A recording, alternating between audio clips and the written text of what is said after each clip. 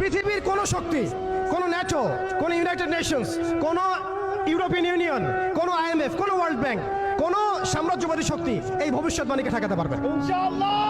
আপনি ওদেরকে চেষ্টা করতে দেন, সারা পৃথিবীর সমস্ত মুসলমানকে যদি এখন তারা মেরে ফেলে, তবু এই অকাট্য ভবিষ্যৎবাণী ইনশাআল্লাহ তাআলা তারা পাল্টাতে পারবে না।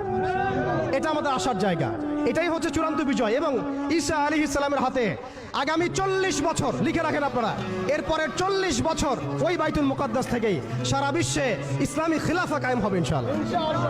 যে খিলাফা শব্দটা এখন রাজনৈতিকভাবে আপনারা নিতে পারেন না, হজম করতে পারেন না। আমি জানি আপনারা জানেন না, অনেকেই এটা অজ্ঞতার কারণে হতে পারে, তারা হয়তো জানেন না, আমরা জানাতে এসেছি। এই যে খিলাফা শব্দটা তারা নিতে পারে না, এই খিলাফাই হবে পৃথিবীর শেষ শাসন ইনশাআল্লাহ। এই খিলাফা দিয়ে বিশ্ব শুরু হয়েছিল, এই খিলাফা দিয়েই বিশ্ব শেষ হবে। ঈসা আলাইহিস সালাম 40 বছর ওই জেরুজালেম থেকেই এই বিশ্বকে শাসন করবেন ইনশাআল্লাহ তাআলা। এটা লেখা হয়ে গেছে কুদিয়াল আমর, এটা কেউ চেঞ্জ করতে পারবে না। এখন মাঝখানের এই সময়টুকুতে জায়নিস্ট আসলে কি করেছে এবং আমরা কোন কোন জায়গায় পিছিয়ে গেছি এবং আমাদের করণীয় কি হতে পারে, এটা আমি অল্প কথায় শেষ করে দিব।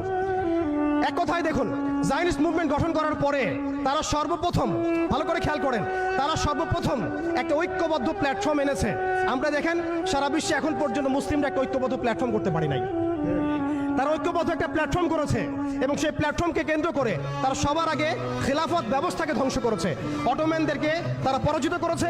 প্রথম বিশ্বযুদ্ধের সেই 1914 থেকে 18-এর মধ্যে তারা বাইতুল মুকাদ্দাসে প্রথম ঢুকেছে এবং তাদের সহযোগী ছিল পশ্চিমা বিশ্ব এবং ব্রিটেন।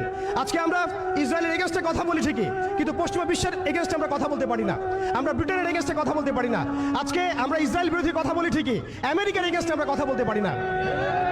আজকে আমরা তাদের পণ্য বয়কট নিয়ে কথা বলি, এটাও দরকার আছে, কিন্তু তাদের আদর্শ দিয়ে আমাদের ব্যক্তি জীবন, পারিবারিক জীবন, সামাজিক জীবন, ইভেন রাজনৈতিক অর্থনৈতিক জীবন পর্যন্ত ঢেলে সাজানো হয়েছে, এগুলো আমরা ছাড়তে পারি না।